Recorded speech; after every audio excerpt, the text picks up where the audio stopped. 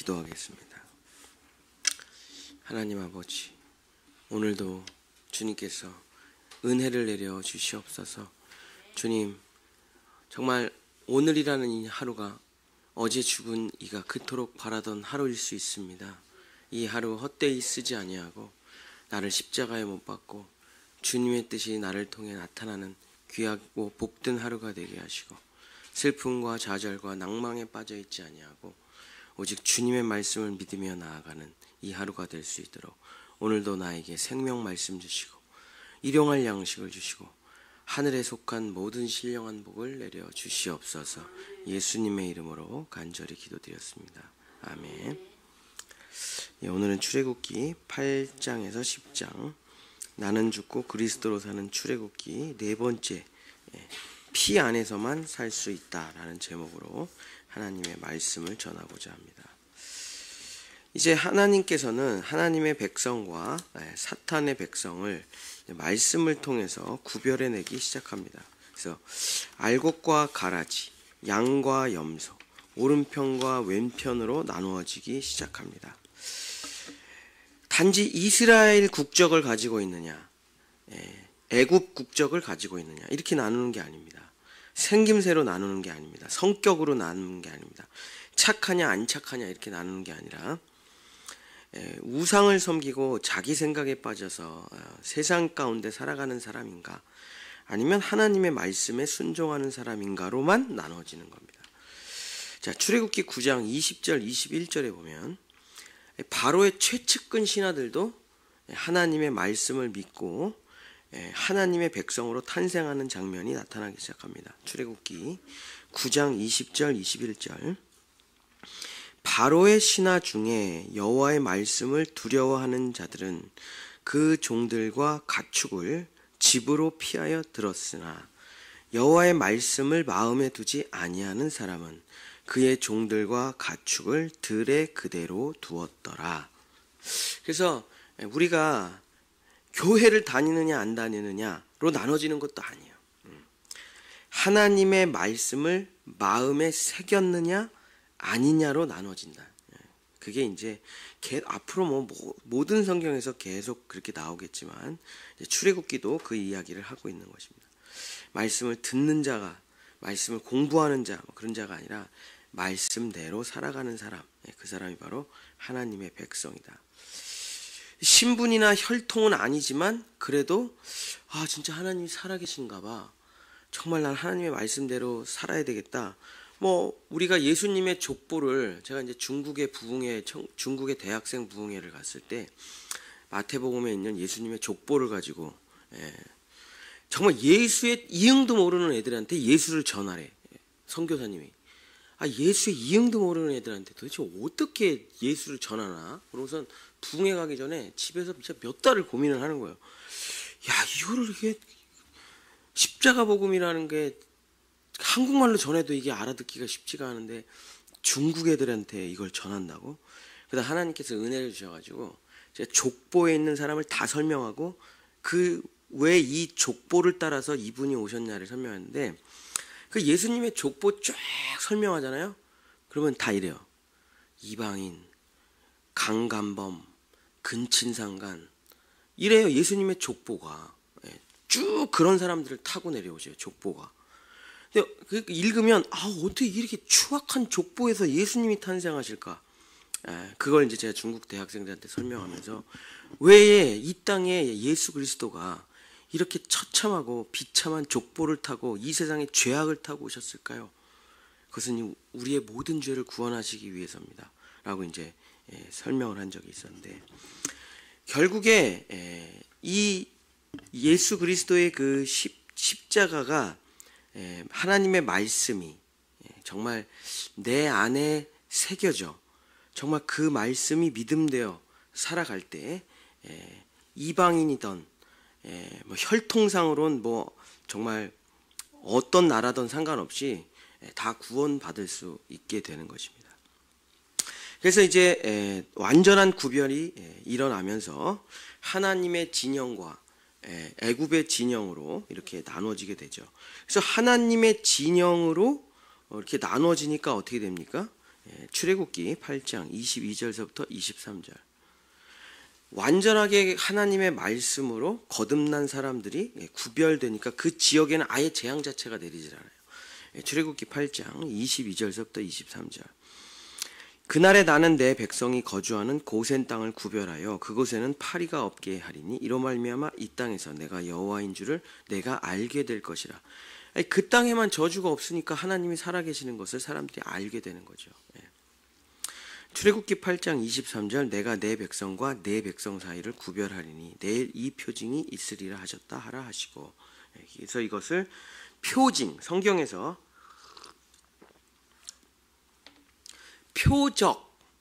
표적과 표징의 차이를 구분하면 좋은데, 표적이라는 것은 하나님의 말씀이 그대로 성취되는 걸 표적이라 그래요. 나일강이 피로 되리라. 근데 나일강이 피로 됐어요. 그걸 표적이라고 하고, 표징은 뭐냐면 그거를 본 사람들이 하나님이 살아계시네 하고 자기가 하나님 편으로 돌아서는 걸 표징이라고 합니다. 그러니까 표적은 기적이랑 똑같은 뜻이에요. 표적으로는 사람들이 거듭나질 않아요. 그죠? 기적이나 체험이나 환상 가지고 사람들이 거듭나느냐? 그렇지 않습니다. 뭘로 거듭나는 겁니까? 그거를 진짜 하나님이 살아계시네 라고 나의 믿음으로 받아들일 때 내가 변화되는 거죠. 그걸 표징. 그래서 9개의 기적이, 이게 인간 역사상에 이런 기적이라는 건 없어요. 하나만 나타나도 지구 인류 역사상 대단한 기적인데 9개가 연달아 일어나죠. 아무런 변화가 일어나지 않아요. 바로 왕의 마음은 돌같이 그냥 굳어져 있습니다. 근데 마지막 표징의 역사가 나타나니까 사람들은 완전히 거듭나게 되는 것이죠. 그래서 우리가 하나님께로 나아갈 때 하나님이 기적을 안 주시느냐? 엄청 주시죠. 기도응답을 안 주시느냐? 엄청 주십니다. 근데 그게 내 믿음 됐느냐? 주인이 바뀌었느냐? 거듭났느냐라고 물어보면 기적과는 게 또 별개예요. 병이 났으면 하나님 대단하십니다 하고 그냥 집에 가면 되니까. 근데 그걸 보고 나를 십자가에 못 박고 나를 믿음으로 거듭나면 그것은 표징이 돼서 영원히 사라지지가 않게 되는 거죠. 표적은 사라져요. 그러나 표징은 사라지지가 않습니다. 그래서 내 백성과 내 백성, 애굽의 백성하고 이제 딱 나눠지니까 이곳에는 하나님의 진이 둘러집니다. 천군 천사가 보호하게 돼요. 제가 아침에 매일 우리 세 자녀를 손을 붙잡고 기도를 하는데 하나도 안 빼먹는, 매일 단 한 번도 안 빼먹는 기도가 있어요. 천군 천사를 동원하여 우리 유온이 유림이 유관이를 악한 마귀 권세로부터 동원해서 지켜 주시옵소서. 이 기도를 제가 단 하루도 안 빼먹는데, 왜냐하면 나는 보낼 수밖에 없잖아요. 누가 얘네들을 지켜줍니까? 바이러스, 사고, 인간관계, 어떤 악한 권세, 거짓말로부터 누가 지켜줘요? 하나님께서 쟤네들을 지켜라 하고 명령을 내려줘야 천군 천사들이 지킬 거 아닙니까? 그죠? 그걸 뭐라 그러냐면 성경에서 하나님의 진영이다 그래요. 자, 요한계시록 20장 7절서부터 10절에도 아주 그게 잘 나와 있는데, 천년이 참에 사탄이 그 옥에서 놓여 나와서 땅의 사방 백성 곧 곡과 마곡을 미혹하고 모아 싸움을 붙이리니 그 수가 바다의 모래 같으리라. 그러면서 사탄 마귀가 진짜 마지막에 전체를 다 동원해서 자, 맞짱 한번 뜨자. 그리고 어디로 오냐면 계시록 20장 9절에 그들이 지면에 널리 퍼져 성도들의 진과, 여기서 성도들의 진이라는 데가 있죠. 하나님이 보호하시는 곳이에요.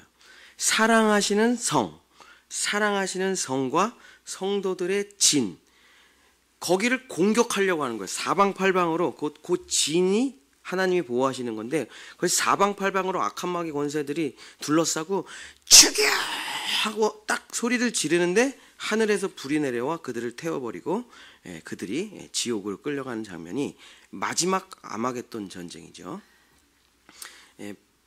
그러니까 내가 무슨 무기를 준비해서 사탄 마귀랑 싸우는 거냐, 내가 권법을 배워서 싸우는 거냐, 아니고 그냥 진 안에 들어가 있는 거예요. 그리스도 피 안에 들어가 있으면 살고 나가면 죽는 겁니다. 그러니까 우리는 항상 그리스도의 진 안에서 살아가야 되는 거죠. 말씀 안에서, 교회 안에서. 그래서 안에서 살아가는 게 그리스도인의 이제 핵심입니다. 기독교 신앙의 핵심은 본질적으로 내가 내 힘으로 스스로 착해지고 선해지고 사탄 마귀와 물리치고 저주와 재앙을 잘 피해 나간다. 그런 것이 아니에요. 기독교 신앙의 핵심은 그냥 하나님의 말씀을 듣고 피난처로 들어가는 것입니다. 하나님의 진영 안으로, 그리스도 예수의 피 안으로 들어가는 것이에요. 자, 우리가 갈라디아서 2장 20절 후반부에도 잘 나와 있죠. 연합하여 죽고 연합하여 산다. 그 다음에 이제 내가 육체 가운데 사는 것은 나를 사랑하사 나를 위하여 자기 자신을 버리신 하나님의 아들을 믿는 믿음 안에서, 내 믿음 안에서 살아가는 거 아니고 예수님의 믿음 안에서 사는 것이라. 그러니까 결론이 뭐라고 납니까? 거듭난 사람은 안에서 사는 것이라. 이렇게 결론이 나는 거죠. 왜냐하면 이제는 야, 네가 힘을 길러가지고 이 세상과 싸워봐. 어떻게 싸워요? 뭐 어떻게 이겨요? 그런 게 아니고 세상과 싸우고 뭐 그런 게 아니라 그냥 보호처와 피난처 안으로 들어가는 겁니다. 그러면 거기를 하나님께서 지켜주시는 거예요. 그 진영만. 모든 재앙이 내려도 그 진영은 보호되는 것이니까. 고린도 후서 5장 17절, 우리가 송구영신 때 늘 읽는 성경 구절에도 이렇게 되어 있습니다. 그런즉 누구든지 그리스도 안에 있으면 새로운 피조물이라. 그래서 또 안에 있으면, 그래서 안에 있느냐 밖에 있느냐가 핵심이에요. 죄라는 거는 제가 뭐라 그랬죠? 하나님 바깥에 있는 것이라 했잖아요. 바깥에 있으면 고생하는 거예요. 양이 울타리 바깥으로 나가면 죽는 거죠. 그래서 하나님이 아담에게 너 왜 선악과를 먹었니? 이렇게 묻지 않으시고 아담아 내가 어디 있느냐? 이렇게 물어보시는 것은 내 바깥으로 나갔다는 거예요. 네가.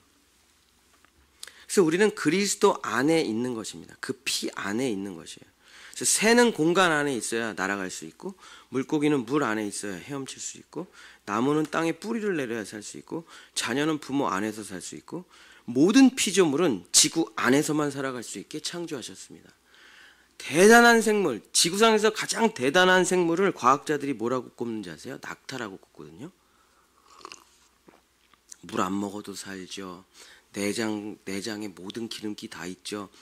사막 폭풍이 와도 눈이 껌뻑껌뻑하면서 다 막아내죠. 안 죽어요. 그 황량한 사막에서도 사람 싣고 돌아다니면서. 그래서 낙타를 그럼 우주공간에다 놓으면 살 수 있을까요?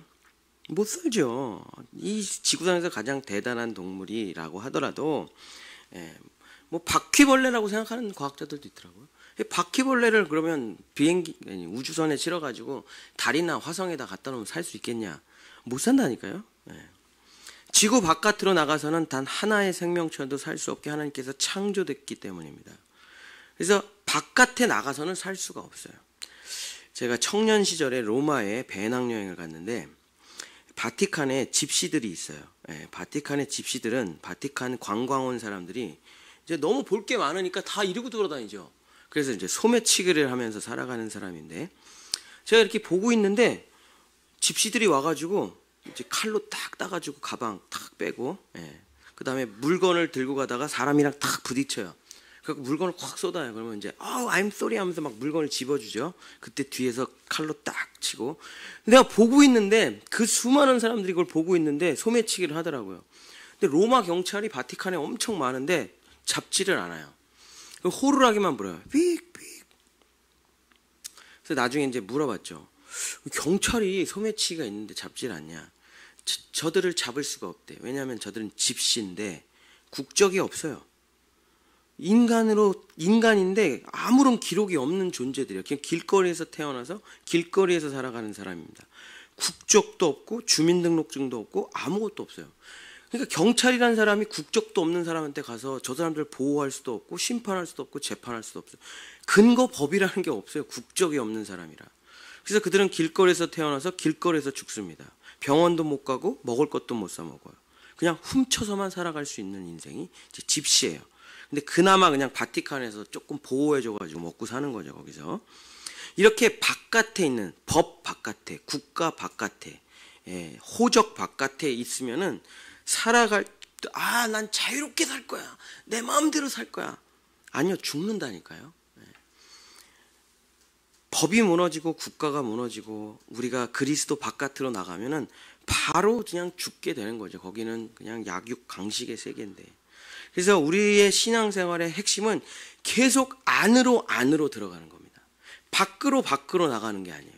내가 신앙생활을 해 나가는 그 흐름은 계속 밖으로가 아니고 안으로. 그래서 바깥에 있는 모든 것들을 그만두고 안으로, 또 그만두고 안으로. 그래서 계속 안으로 들어가는 것이 바로 신앙생활이라고 할 수 있죠. 그래서 우리는 그리스도 예수 안으로 들어가서 예수의 피로 인침을 받아 하나님의 백성으로 주민등록증을 받고 하나님이 너는 내 자녀다라는 확증을 받으면 그 다음부터는 기도를 이렇게 하셔도 돼요. 그전에는 이런 기도 해봐야 되지도 않아요. 근데 그전에는 내가 하나님의 아들이 되는 순간 천사 위로 올라가는 겁니다. 계급이. 그래서 천군 천사를 내가 원래 천군 천사보다 우리가 높아요. 원래 우리는 아들이고 거긴 종이에요. 그러니까 우리가 그들을 명령하는 게 맞습니다. 그게 원래 직제예요. 근데 우리가 타락해가지고 내 모든 권한을 타락한 천사한테 바치고 그 밑으로 내려와서 노예처럼 살아가는데 이게 거듭나면 회복돼요. 그래서 천사들을 부리는 기도를 그때서는 하면은 먹혀요, 그게. 그래서 제가 이제 매일 아침마다 하는 건데 그때는 천군 천사를 동원하겠습니다. 그럼 움직일 수 있어요, 얼마든지. 그것도 이제 믿음으로 잘 받아들여야 되겠지만 그럴 때는 하나님 천군 천사들을 동원하여 안전하게 지키고 보호하여 주시옵소서. 그러면 하나님이 나의 종들아 미가엘아 가라. 그럼 가는 거죠. 그러면 보이지 않는 영적 전쟁을 통해서 자녀들이 회복이 되고 구원을 받을 수가 있는 거죠. 자, 우리가 어떤 사고 같은 걸, 저도 이제 죽을 뻔한 사고를 인생에서 많이 겪었는데 물에 빠져도 죽을 뻔했고 교통사고로도 죽을 뻔했고 그랬는데 어떻게 기적적으로 살아났어요. 물에 1분도 넘게 제가 빠져 있었는데. 그리고 살아나서 이제 119 오고 뭐 난리가 났죠. 청년부 수련회를 갔다가 물에 빠져가지고 우리가 3명이 물에 빠져가지고 저는 그래도 한 1분 몇 좀 지났다가 나왔고 마지막에 나온 애가 한 5분 만에 나왔는데 셋 다 살았어요. 그래가지고 이제 교회로 돌아왔죠. 그러고서 셋이서 은인회라는 걸 만들었죠. 그래서 우리는 하나님이 살려줬으니까 우리의 인생을 하나님께 바쳐야 된다. 막 그랬죠. 근데 그때 이제 서로 얘기를 한 거예요. 저는 이제 물 속에 있었어요. 근데 물 속에서 숨이 안 쉬어지는데도 폐는 이게 숨을 쉽니다. 폐는 공기를 들이마시려고 해요. 제가 그때 기억이 있죠. 제가 지금 물 안에 있는데 폐가 숨을 쉬니까 물이 쭉 들어가요. 그러니까 그 소금물이 쭉 들어가니까 나는 너무 고통스러워요. 죽을 것 같아요. 근데 다시 또 폐가 숨을 쉽니다. 그러니까 다시 또 물이 들어가요. 폐는 계속 숨을 쉬려고 합니다. 물은 계속 들어가죠. 그 상황이 1분이 계속되는데 그 먼저 물에 빠져가지고 가장 늦게 있었던 애가 나를 누르고 자기가 숨을 쉬고 있었기 때문에 내가 나올 수가 없는 거예요. 이게 다 생존 본능이겠죠. 걔가 나를 누르고 자기가 내가 내 손을 잡아라고 난 이제 여기 제가 땅에 있었고 걔는 물에 빠져 있는 상태였어. 그래서 내가 내 손을 잡고 일로 와 그랬는데 걔가 나를 확 잡아 당겨가지고 이제 내가 들어갔는데 나는 들어가 있었고 걔는 이제 숨을 쉬고 있었어요. 근데 정말 걔가 나중에 한 얘기죠. 내가 계속 이렇게 하다가는 형이 죽을 것 같다는 생각이 들더라는 거예요. 그래서 갑자기 자기가 손을 놓은 거예요, 제 손을. 그래서 저는 나왔고 걔는 다시 빠졌죠. 그래서 나중에 이제 그 얘기를 했는데 자기도 그 순간에 너 이렇게 계속 누르면 저 천동욱이 죽어! 라는 그 음성을 어떻게 듣고 그 본능을 이기고 손을 놨는지 모르겠다고 하더라고요. 이게 뭡니까? 이게 천군 천사의 도움이죠. 이거는 인간의 노력으로 되는 게 아닙니다. 인간의 수고로 되는 게 아니에요. 제가 이렇게 또 교회를 하다가 밤새 교회를 하고 수련회 답사를 갔는데 오다가 제가 깜빡 졸은 거예요. 교회 봉고차를 타고 수련회 답사를 다 마치고 올라오는 길에 태어나서 이제 처음으로 졸아본 거예요. 요즘은 잘 조는데 그때는 태어나서 처음으로 나도 모르게 그냥 졸아가지고 고속도로에서 제가 졸고 있었던 거예요. 시속 100km도 넘어가는데 마주오는 화물차랑 백미러끼리 빡 이렇게 부딪히면서 내 백미러하고 저쪽 트럭 백미러하고 탁 부딪히면서 지나갔죠. 근데 너무 빨리 지나가서 그 사람도 어떻게 된지 모르고 나도 어떻게 됐는지 모르는데 이제 휴게소에서 차를 세우고 이 백미러까지 다 부셔졌으니까 이제 좀만 더 왔으면 죽었겠죠. 예. 근데 지금 제가 생각해도 눈을 탁 뜨고 그냥 눈을 탁 뜨고 살짝 돌렸는데 딱 부딪히면서 지나간 건데 어떻게 눈을 탁 떴을까요? 어떻게 정말 순간적으로 핸들을 살짝 돌렸을까요? 하나님의 은혜죠. 뭐라고 설명을 할 수가 있겠어요. 근데 그런 표적이 제 인생에 너무나 많았어요. 그때마다 제 인생을 하나님께 바치겠습니다. 저는 그때 죽었어야 되는 존재인데 그렇게 얼마나 많은 결단을 했지만 못 바쳤죠. 예. 그러나 하나님이 그 피난처와 보호처로 항상 나를 지켜주신다는 것을 그때부터 늘 경험을 했던 것 같아요. 그래서 하나님의 은혜와 하나님의 진영 안에 있으면은 하나님께서 천군 천사를 동원해서 살려주신다. 이제 재앙을 다 정리하고 이제 말씀을 마치려고 하는데, 자, 지금 피, 개구리, 이파리, 가축, 독종, 흡암, 흑행, 장자, 죽음, 이 10가지의 재앙이라는 게 결국 무슨 재앙인가? 그것은 자, 출애굽기 12장 12절.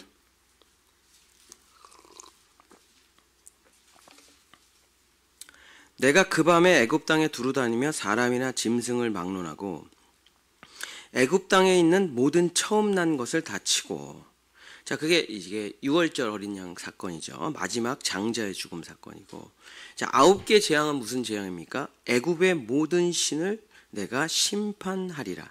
나는 여호와라.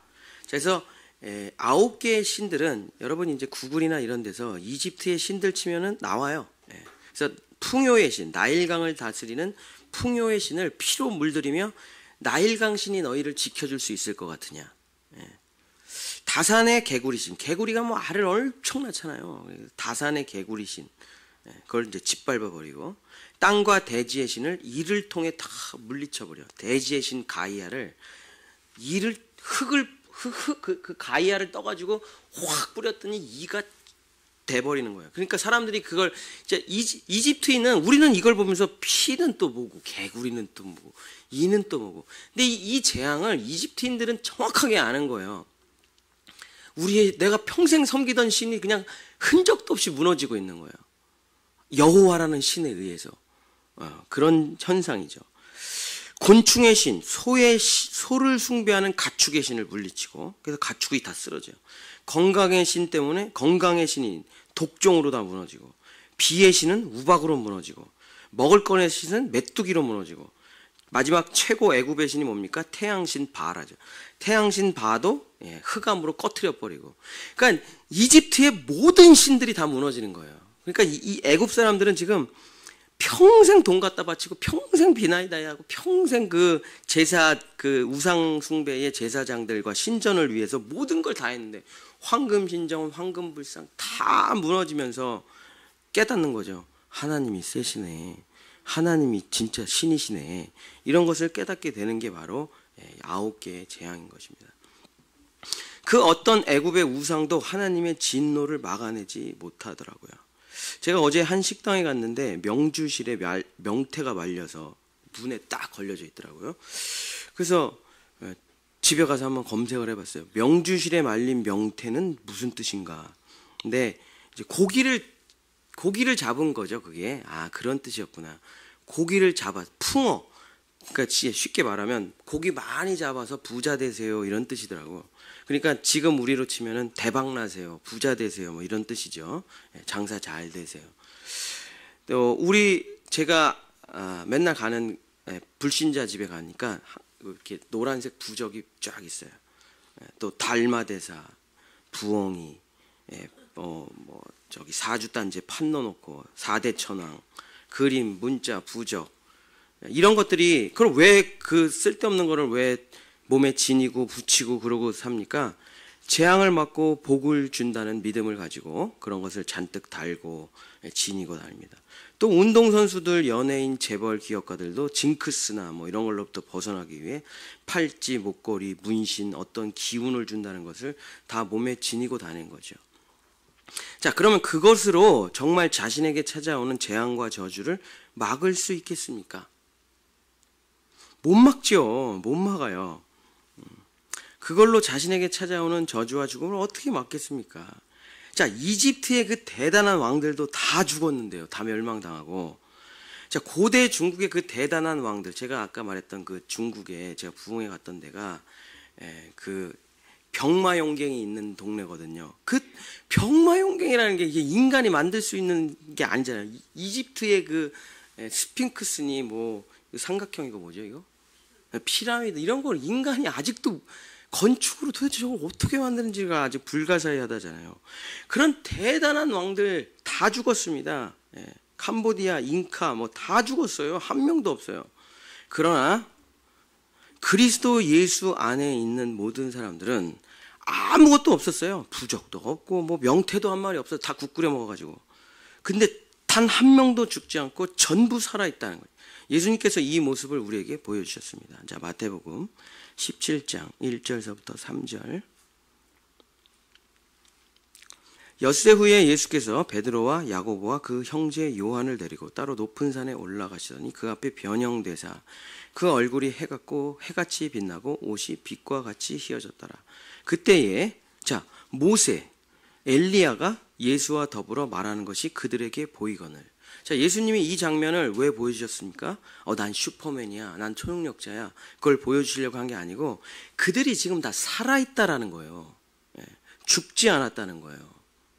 그게 왜 그렇습니까? 그리스도 예수의 피 때문에 그렇다. 명주실에 명태를 건다고 뭐 영원 불멸의 존재가 되겠습니까? 안 되죠. 그러나 예수의 피를 바르는 사람들은 그대로 살아있다. 자, 하나님께서 계시록에도 마지막에 이 모습을 우리에게 보여주십니다. 계시록 21장 3절 4절.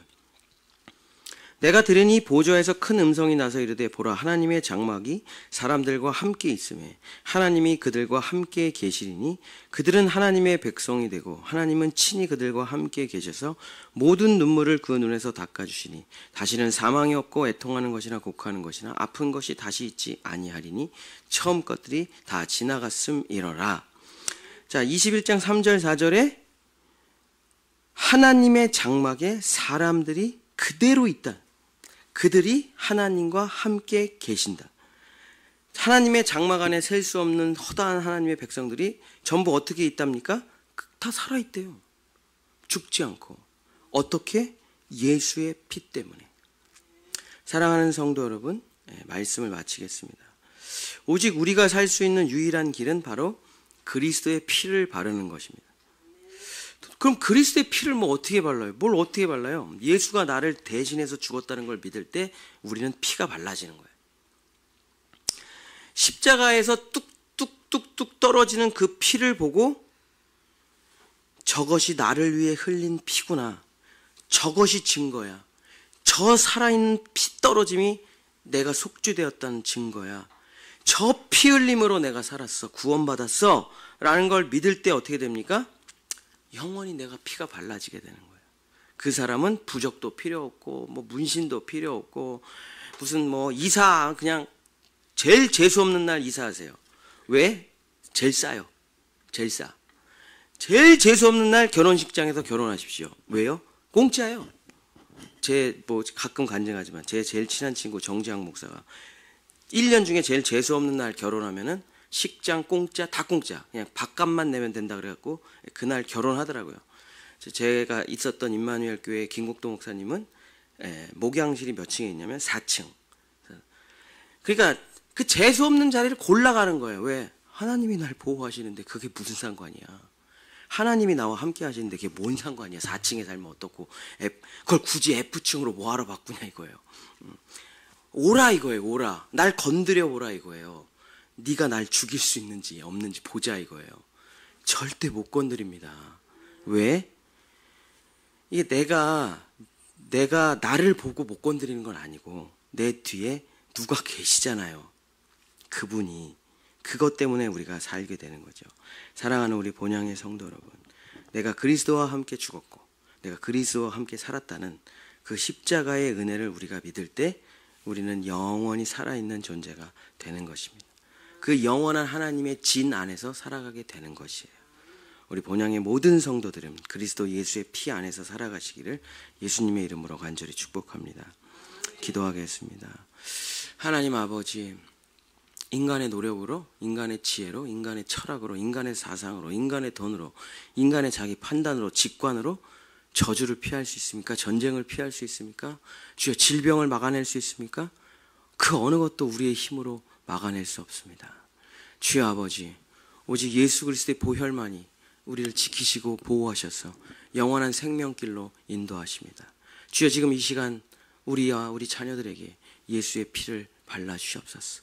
그 선혈을, 그 귀한 피를, 그 보배로운 피를 우리에게 발라 영원히 하나님의 백성으로 인쳐주시고, 주님, 나를 지키고 보호하여 주셔서 천군 천사를 동원하여 나의 삶의 모든 순간에, 보이지 않는 순간, 내가 깨닫지 못하는 순간, 내가 놓치는 모든 순간까지 주님의 은혜 아래 있어 눈동자처럼 우리를 보호하시고 인도하여 주시옵소서.